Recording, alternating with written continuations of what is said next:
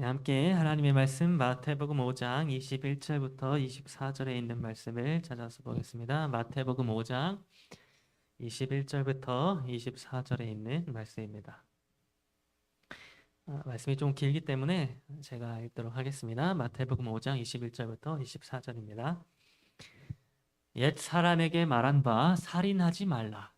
누구든지 살인하면 심판을 받게 되리라 하였다는 것을 너희가 들었으나 나는 너희에게 이르노니 형제에게 노하는 자마다 심판을 받게 되고 형제를 대하여 라가라 하는 자는 공회에 잡혀가게 되고 미련한 놈이라 하는 자는 지옥불에 들어가게 되리라. 그러므로 예물을 제단에 드리려다가 거기서 내 형제에게 원망 들을 만한 일이 있는 것이 생각나거든 예물을 제단 앞에 두고 먼저 가서 형제와 화목하고 그 후에 와서 예물을 드리라. 네, 오늘 저는 여러분과 함께 형제와 화목하라 라고 하는 제목으로 말씀을 나누도록 하겠습니다. 여러분 혹시 이 사진에 있는 그림처럼 다른 사람의 목숨을 빼앗는 그런 살인죄를 지어본 적이 있으십니까? 아마 여기 계신 분들 가운데에 대한민국의 법에 위반되는 이런 살인죄를 지으신 분은 아마 없을 것입니다. 그런데 여러분 오늘 우리가 살펴보게 될 마태복음 5장 21절부터 24절에 있는 말씀은 성경이 말하는 살인이란 어떤 것인지에 대하여 설명을 해주고 있습니다. 여러분 그동안 이 유대인들은 하나님께서 주신 6번째 계명, 즉 살인하지 말지니라 라고 하는 이 계명을 지키기 위하여 다른 사람의 생명을 자신의 손으로 빼앗지 않고자 하였었습니다. 자기의 손으로 다른 사람을 직접 죽이지만 않으면 살인죄가 적용되지 않을 것이라고 생각을 했었다는 것입니다.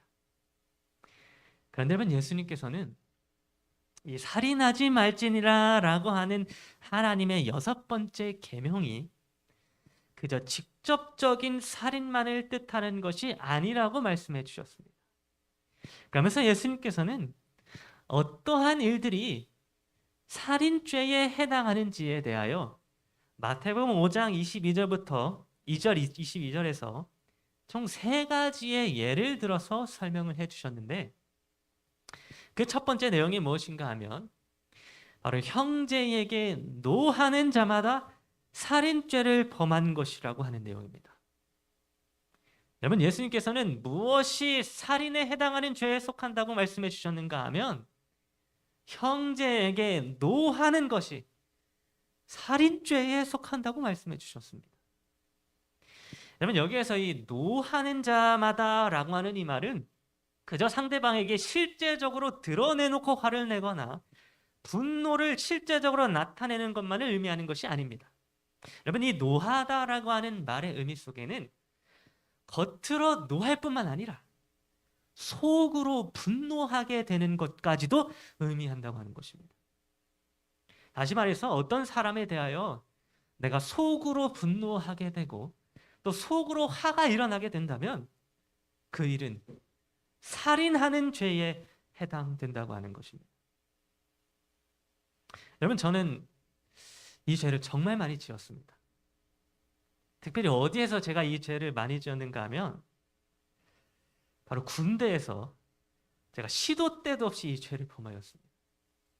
여러분 제가 군대에 있었을 때에 저에게 바로 위에 있는 그 맞선임이 한 명 있었는데 이 맞선임은 제가 생각할 때 정말 세상에서 가장 악한 사람이었습니다.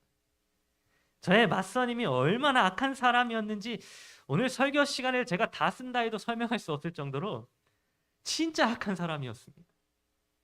정말 온갖 할 수 있는 모든 괴롭힘이란 괴롭힘은 다 동원해서 괴롭혔고 특별히 도벽이 있어서 정말 수십 수백만 원의 현금과 물건들을 훔치기도 하였으며 사고란 사고는 다 치고 다녀서 영창을 시도 때도 없이 드나들다가 결국에는 다른 부대로 전출을 당하게 된 사람이 바로 저의 맞선임이었습니다.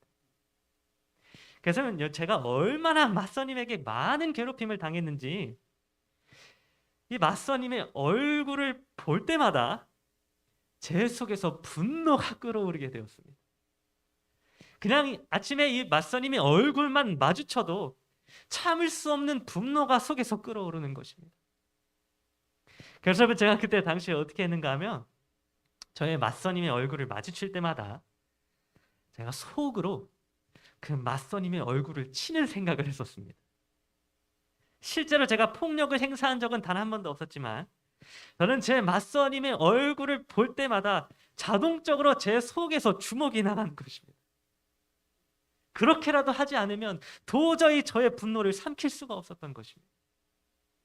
그래서 저는 군대에 있었을 때에 이 노하는 죄를 정말 많이 범하였습니다. 실제적으로 겉으로 분노를 드러내거나 실제적으로 폭력을 휘두르지는 않았지만 제 속에서 분노가 날마다 일어났으며 날마다 제 맞선님의 얼굴을 때리는, 어쩌면 정말 통쾌한 상상을 하면서 제가 살았던 것입니다. 그런데 여러분, 예수님께서는 바로 이러한 저의 모습이 살인에 해당하는 죄라고 말씀해 주셨습니다. 속으로 분노하고 속으로 다른 사람에게 분노를 행하는 것이 살인에 해당하는 범죄라고 말씀해 주셨다는 것입니다. 저는 군대에 있을 때 속으로 분노하고 속으로 분노를 행사한 일로 인하여 영창에 들어가거나 법적인 처벌을 받은 적이 없습니다만, 여러분, 하나님께서는 이렇게 속으로 분노하고 속으로 분노를 행사한 저를 향하여 네가 살인을 행하였다고 말씀해 주시고 그에 대한 심판을 당하게 될 것이라고 말씀해 주고 계신 것입니다. 두 번째로 예수님께서 살인죄에 관하여 예를 드신 내용은 무엇이었는가 하면 바로 형제를 대하여 라가라 하는 자입니다.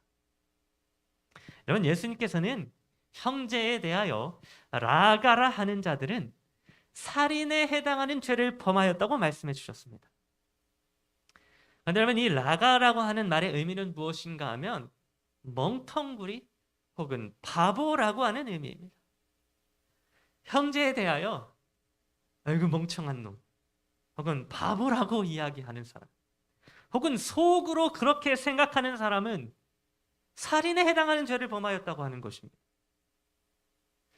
그런데 특별히 이 랍비들의 문헌을 보게 되면 예수님 당시에 이 라가라고 하는 표현이 어떤 상황에서 주로 사용되어졌는가 하면 바로 자신에게 경례를 하지 않은 부하에게 장교가 소리칠 때에 이 단어가 사용되어졌습니다. 다시 말해서 자신보다 낮은 계급에 있는 사람이 윗사람에게 인사를 제대로 하지 않을 때 사용되는 말이 이 라가라고 하는 것입니다. 여러분, 인사 제대로 하지 않았다고 뭐라 소리치거나 속으로 불편하게 생각하는 사람은 살인에 해당하는 죄를 범한 자입니다. 여러분, 특별히 동방예의지국인 우리나라에서 이 인사라고 하는 것이 굉장히 강조되고 있습니다. 학교에서든 회사에서든 그리고 교회에서든 이 인사라고 하는 것이 정말 중요하게 강조되어지고 있는 것입니다. 그런데 여러분, 성경은 이 인사를 해야 한다고 하는 것보다 더욱더 강조해주고 있는 것이 있는데 그것은 바로 인사를 받는 사람의 태도입니다. 여러분, 예수님께서는 인사를 받을 때에 상대방이 조금 설렁설렁 성의 없이 인사한다고 해서 기분 나빠하거나 뭐라고 혼을 내게 되면 그 사람은 살인죄에 해당하는 죄를 범한 것이라고 말씀해 주셨습니다. 인사 똑바로 안 한다고 혼을 내거나 속으로 기분 나빠하고 화내는 사람은 살인에 해당하는 죄를 지은 것과 같다고 예수님이 말씀해 주신 것입니다. 마지막 세 번째로 예수님께서 살인죄에 관하여 예를 드신 내용은 무엇인가 하면 바로 미련한 놈이라고 하는 자입니다. 여러분, 이 미련한 놈이라고 하는 이 말 속에는 반역을 행한 불안당이라고 하는 의미가 포함되어져 있습니다. 다시 말해서 이 미련한 놈이라고 하는 말은 형제를 어떤 반역을 행한 자로 여기고 그를 불안당 취급하는 것을 의미합니다. 여러분, 이것은 쉽게 말해서 한 사람의 동기를 자기 멋대로 판단하여서 경멸하는 행동을 의미합니다. 그 상대방의 마음속에 들어가 본 적도 없으면서 그 사람의 생각이 무엇인지 잘 알지도 못하면서 자기 멋대로 상대방의 동기를 이렇다라고 결정을 하고 불안당으로 취급하는 그러한 모습이 바로 이 살인죄에 해당한다고 예수님께서는 말씀해 주신 것입니다. 여러분, 우리가 사람의 동기를 때때로 멋대로 판단할 때가 있습니다. 잘 알지도 못하면서 그냥 내 느낌대로, 내 생각대로 한 사람의 동기를 경멸하고 그렇게 판단할 때가 많이 있다고 하는 것입니다. 그런데 그렇게 하는 것이 살인죄에 해당한다고 예수님께서는 말씀해 주셨습니다. 미련한 놈이라고 하는 자, 속으로 다른 사람의 동기를 경멸하는 자는 이 살인죄에 해당한다고 하는 것입니다. 여러분, 이렇게 예수님께서는 하나님의 6째 계명인 살인하지 말지니라 라고 하는 말씀의 의미를 이렇게 3가지 예를 통하여 해석을 해주셨습니다. 우리 사람의 손으로 직접적인 살인을 행했을 때에만 살인죄에 해당하는 것이 아니라 하나님 보시기에 그 속으로 분노하고 화를 내며 다른 사람의 동기를 경멸하는 그 마음도 역시 살인에 해당하는 죄라고 예수님께서는 말씀해 주신 것입니다. 그렇다면 여러분, 제가 여러분들에게 다시 한번 질문을 해보도록 하겠습니다. 여러분은 살인에 해당하는 죄를 지으신 적이 있으십니까? 여러분은 성경에 말하는 이 살인죄에 해당하는 죄를 범한 적이 있으십니까? 그러면 사실 우리 모두는 하나님의 계명 앞에서 모두 살인죄를 범한 자들입니다. 예수님께서 말씀하신 살인에 대한 의미를 우리가 생각해 보면 여기에 있는 그 어떤 누구도 살인을 저지르지 않은 사람이 없는 것입니다. 여러분, 우리 모두는 때때로 마음속으로 분노하며 다른 사람을 미워하거나 경멸할 때가 있습니다. 이 세상 그 어떤 누구도 살면서 단 한 번도 화를 내보지 않은 사람이 없습니다. 겉으로뿐만이 아니라 속으로 화를 내지 않거나 누군가를 욕하고 미워해보지 않았다거나 누군가를 경멸해보지 않은 사람이 이 땅에 존재하지 않는다고 하는 것입니다.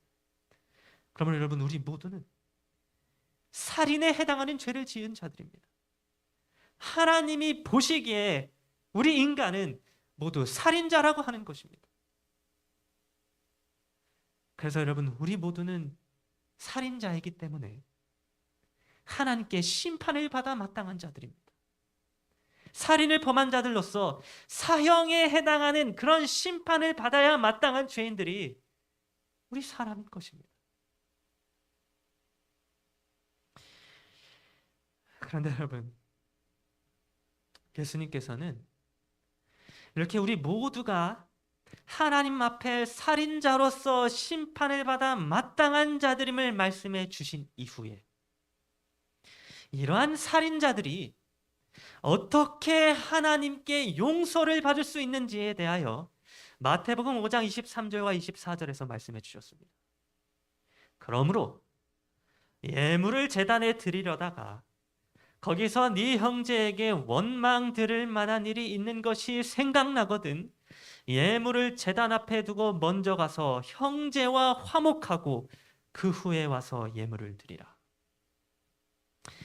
여러분, 여기서 여기 이 파란 글씨 예물을 제단에 드린다고 하는 이 말은 우리가 하나님 앞으로 나아가는 것을 의미해 주고 있습니다.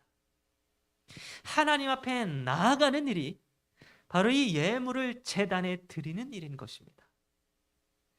그런데 예수님께서는 하나님 앞으로 나아가려고 하는 자들은 하나님 앞으로 나아가기 전에 무엇을 먼저 해야 한다고 말씀해 주셨는가 하면 바로 형제와 화목해야 한다고 말씀해 주셨습니다. 형제와 화목하기 전에는 결코 하나님 앞으로 나아갈 수 없다고 하는 것입니다. 그런데 여기에서 우리가 주목해야 할 점이 있습니다. 여러분, 예수님께서는 이 형제와의 관계가 이렇게 틀어졌을 경우에 대한 예를 들어주면서 특별히 어떠한 예를 들어주셨는가 하면 네 형제에게 원망 들을 만한 일이 있는 것이 생각나거든 이라고 하는 이런 예를 들어주셨습니다.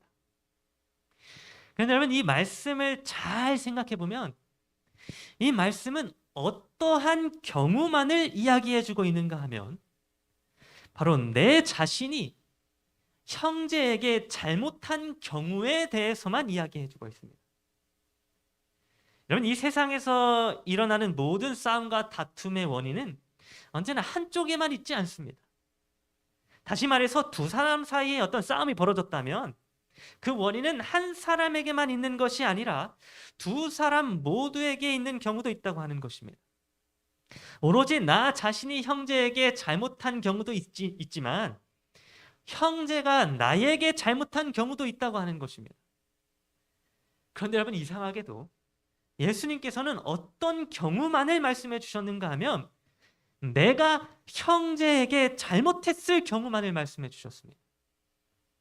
형제에게 원망 들을 만한 악한 일을 내가 했을 경우, 내가 형제에게 잘못을 범하였을 경우, 내가 형제를 미워했고 내가 형제를 욕했고 내가 형제를 괴롭게 하였을 경우에 대해서만 예수님은 여기에 말씀해 주셨다고 하는 것입니다.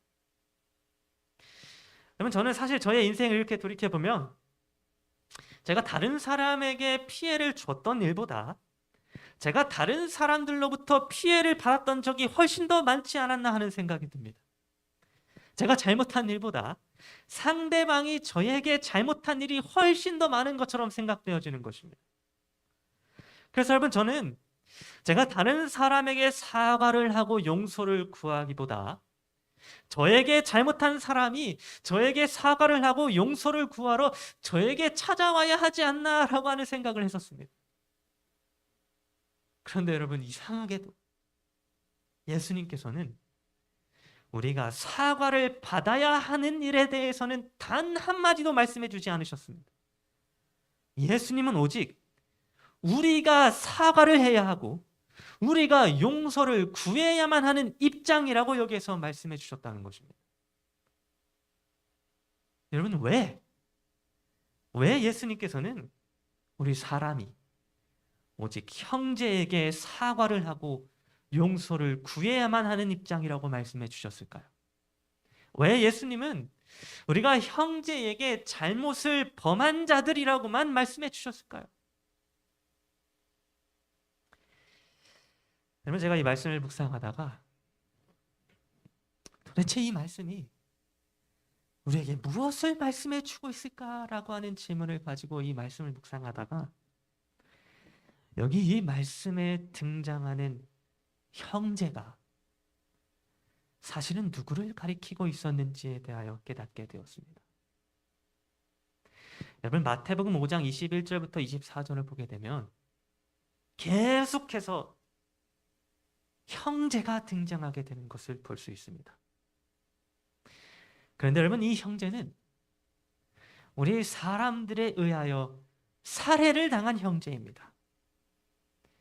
우리 사람은 이 형제를 향하여 노하였고 우리는 이 형제를 향하여 라가라고 모욕하였으며 우리는 이 형제를 향하여 미련한 자라고 소리치면서 그를 반역자로 삼고 불안당으로 여겼습니다. 여러분, 여기에 등장하고 있는 형제는 참으로 불쌍한 형제입니다. 이 형제는 잘못한 것이 아무것도 없었습니다. 이 형제는 우리에게 무엇 하나 먼저 잘못을 행한 것이 없었습니다. 모든 일은 우리가 먼저 시작한 것이었습니다.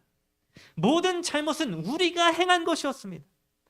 그런데 이 형제는 잘못한 것이 하나도 없었는데도 불구하고 그 모든 불합리한 일들을 다 당하였습니다. 그렇다면 여러분, 이 형제는 과연 누구일까요?